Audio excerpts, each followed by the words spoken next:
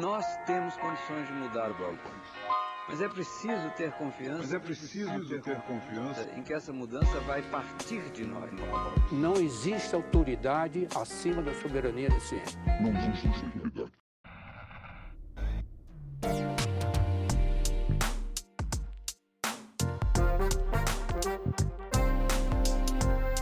Bem-vindos a mais um episódio do Nós da Nutrição, um podcast sobre nutrição e seu contexto na vida contemporânea. Aqui quem fala é Pablo Couto. E eu sou a Tayana, e estamos aqui para desconstruir os nós da nutrição entre o sabor, o saber e o que fazer. Hoje, em mais um episódio do nosso quadro de entrevistas o Nozes e Vozes. Nesse episódio, conversamos com a Nádia Helena Alves dos Santos, que é professora da UFRJ e líder de projeto no ENANI, o Estudo Nacional de Alimentação e Nutrição Infantil, e é sobre ele que vamos conversar hoje. Peraí, Thay. Antes da entrevista, eu quero fazer um pedido.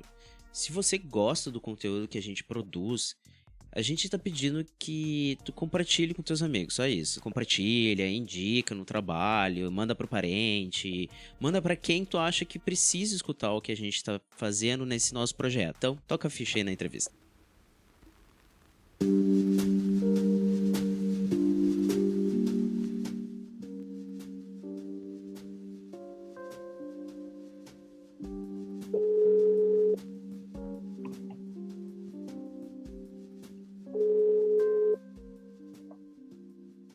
Nádia, tu quer explicar um pouco para nós do que o estudo investiga? Sim, o Estudo Nacional de Alimentação e Nutrição Infantil, o ENANI, ele é um estudo que vai investigar, vai fazer uma avaliação nutricional das crianças menores de 5 anos através de exames bioquímicos, através do consumo alimentar dessas crianças, com recordatório de 24 horas, e também outras questões relacionadas à saúde e também à alimentação. Tá. No material, no site de vocês ali, no material de divulgação, consta que o estudo começou em março desse ano, 2019, correto? Exatamente. Porém, vocês começaram a organização dele mais ou menos quando ali? Qual foi o maior motivador para desenvolver o projeto? Saberia me explicar mais ou menos? Então, o ENANI, ele começou a partir de uma chamada do CNPq junto com o Ministério da Saúde, em que o professor Gilberto Cac, que é o coordenador da pesquisa, ele formou uma equipe com professores renomados de todo o Brasil para desenvolver esse projeto. E isso foi em 2017. O resultado desse edital saiu ainda em 2017 e a partir de 2018 nós começamos a trabalhar no planejamento da execução do ENANI. Então, por ser uma pesquisa inédita no Brasil sobre alimentação e nutrição infantil, que vai avaliar, como eu falei, estatura, peso, exames de sangue até de crianças menores de 5 anos, precisou de um tempo para que a gente pudesse se planejar, para que nós tivéssemos o mínimo de erro possível na execução dessa pesquisa, já que envolve muitas pessoas. Envolve, além da coordenação executiva, pesquisadores que precisam ser treinados, e também a divulgação do estudo, para que, como é uma pesquisa de base domiciliar, então todas as etapas do estudo elas acontecem no domicílio, a gente precisa também divulgar para que as pessoas possam abrir as portas dos seus domicílios e para participarem da pesquisa, que isso é das principais questões de uma pesquisa de base domiciliar. Sim, interessante, tu comentou alguma coisa sobre os pesquisadores, né, o treinamento dos pesquisadores, como é que vocês estruturam isso, porque o ENANI ele é muito amplo, né, ele abrange o Brasil inteiro, correto? Então, nessa perspectiva, vocês fazem os treinamentos ou tem pessoas nas universidades, como é que funciona? Então, a estrutura da equipe de campo, ela inclui coordenadores em todas as unidades federativas, com supervisores e entrevistadores. A gente tem professores, colaboradores na maioria dos estados brasileiros, mas a nossa equipe principal de coleta de dados ela é formada por coordenadores e supervisores e entrevistadores. Então, nós, da coordenação executiva, nós somos responsáveis pela execução do treinamento desses pesquisadores, que vão bater no domicílio e para sensibilizá-los, e também para passar toda a estrutura e informações de como a pesquisa ela precisa ser realizada. Então, a nossa pesquisa ela usa os tablets, balanças, antropômetros, e a gente explica também nesses treinamentos como eles devem abordar para convencer a família a participar e assinar o termo de consentimento livre esclarecido.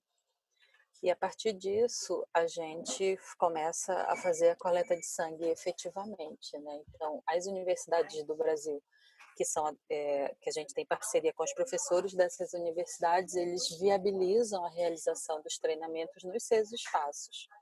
Né? A gente todos os nossos treinamentos são feitos dentro das universidades, que apoiam essas atividades que são desenvolvidas durante esses treinamentos, mas a coleta de dados ela é feita pelos pesquisadores que são treinados nesses treinamentos realizados nas universidades. Sim, e esses pesquisadores, no caso, eles são alunos de mestrado, doutorado, graduação, ou são pessoas... Não, são pesquisadores que têm experiência em pesquisas domiciliares, que já trabalharam em outras pesquisas como as do IBGE, Censo, POF, mas que a gente precisa treinar porque, em sua maioria, eles não têm experiência, principalmente na realização das medidas antropométricas, que é de peso, altura ou comprimento.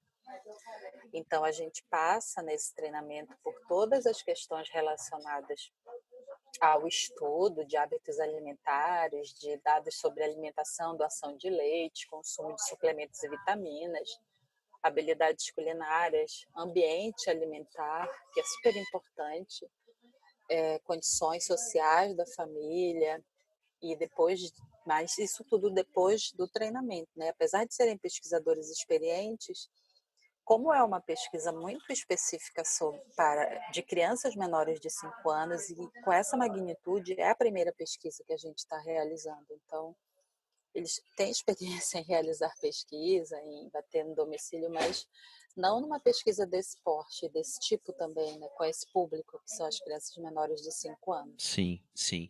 E no aspecto das famílias, assim, como vocês fazem, assim, quais famílias que vocês buscam, qual é o grupo familiar que vocês almejam?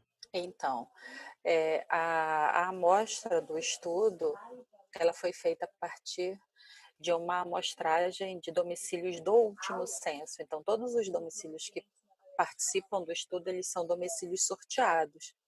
Então, a gente não sabe, na verdade, se esse domicílio sorteado, ele tem ou não criança.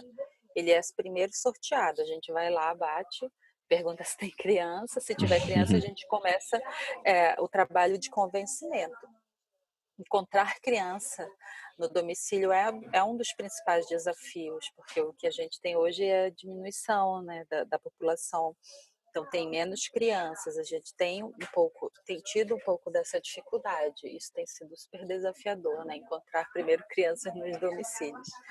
E aí, no plano de amostragem, a gente incluiu todas as capitais brasileiras, mais o Distrito Federal, e depois a gente incluiu cidades com mais de 500 mil habitantes, e depois a gente incluiu aquelas que tinham menos de 500 mil, a gente juntou até 3 cidades para formar os 500 mil para poder sortear.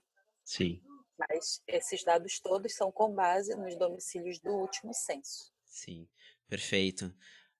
Com certeza, deve tá sendo bem difícil e complicado, né? Porque levando em consideração que a amostragem é com base em uma outra pesquisa, conseguir pegar crianças dentro dessa amostragem deve ser, assim, uma loteria, digamos assim. Exatamente, muito desafiador, porque já faz, né, o último censo já faz 10 anos, então a gente ainda tem um outro desafio que é atualizar esses endereços. Então, antes dos nossos pesquisadores começarem efetivamente a realização do estudo, eles fazem uma atualização desses endereços, porque alguns lugares que eram uma casa se transformou em um prédio, por exemplo.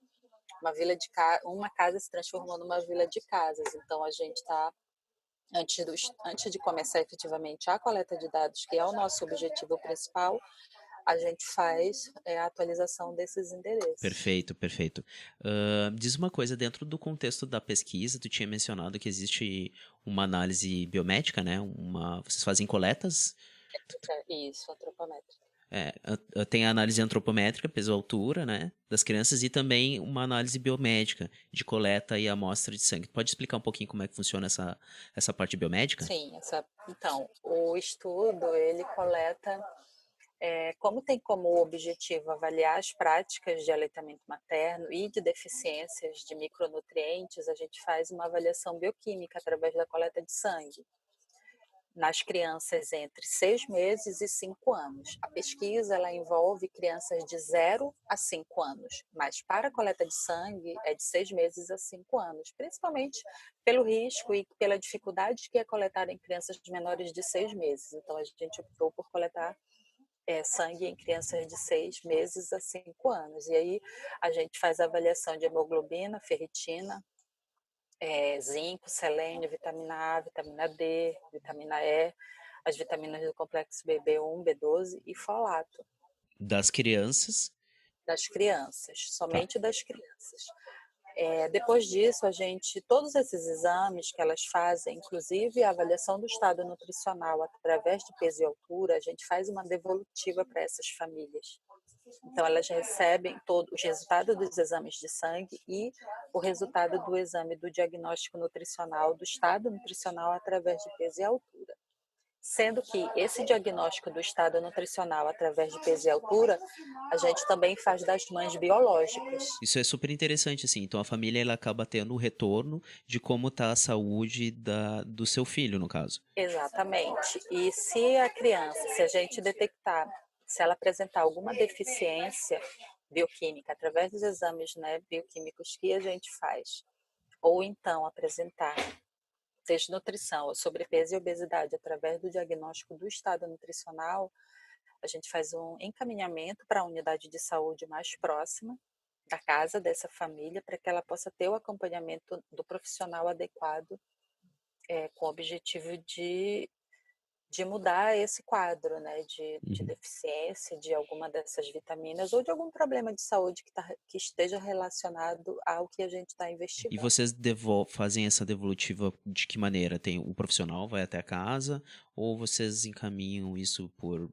WhatsApp, SMS, alguma coisa A assim? gente tem algumas formas dessas devolutivas. A primeira é o recebimento de todos os resultados dos exames na casa, impresso, e a gente envia através dos correios.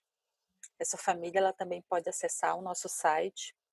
No momento em que o nosso entrevistador ele faz o preenchimento do termo de consentimento, a família recebe um código, um login, para acessar o site e fazer e verificar os resultados dos exames de sangue.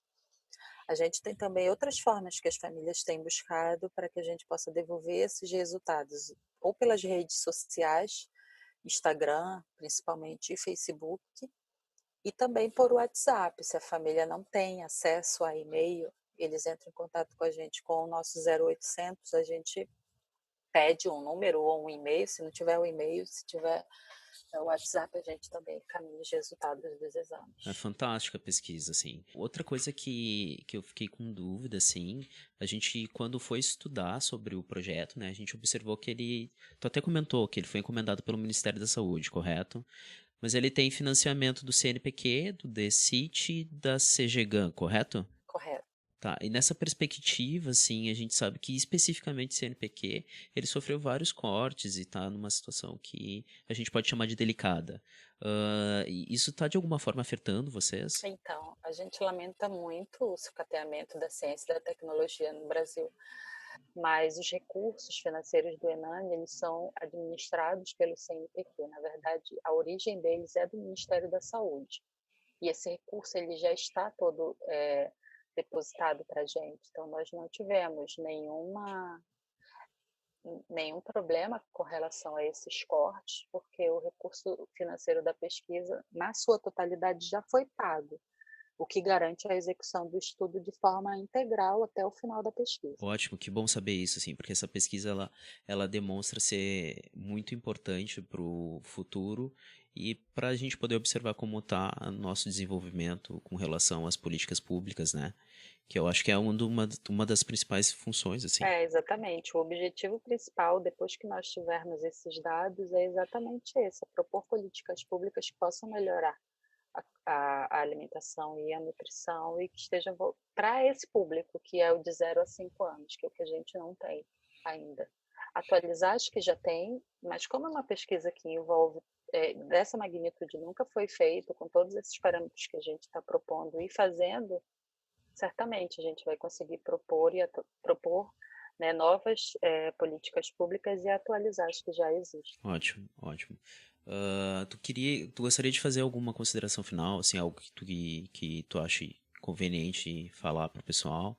Então, eu quero pedir para que as pessoas abram as portas dos domicílios e que participem da pesquisa, que é uma pesquisa super importante, que a gente vai conseguir ter um diagnóstico das crianças do estado nutricional, e também através de peso e altura, e também através dos exames bioquímicos, e que todos que recebam os nossos pesquisadores e participem da pesquisa e aceitem fazer a pesquisa. Eu queria também divulgar as nossas mídias, nossas redes sociais, que é o Enane 2019, o nosso e-mail primeiro, que é o enane@nutrição.frj.br, o 0800, que é 0800 808 0990, e as nossas redes sociais, que são sempre Enane 2019, Twitter, Instagram e Facebook. Perfeito. Nádia, muito obrigado pela atenção, tá? Obrigada a vocês. Boa tarde. Tchau.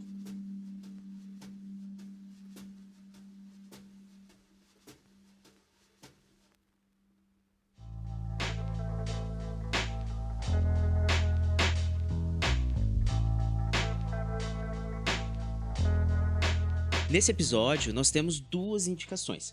A primeira é relacionada ao Enane, que fica o nosso incentivo para que vocês acessem o conteúdo da pesquisa. Tem alguns materiais bem interessantes lá no site deles. E para facilitar, a gente colocou uma pequena amostra do conteúdo aqui no site, na nossa descrição do episódio também tem.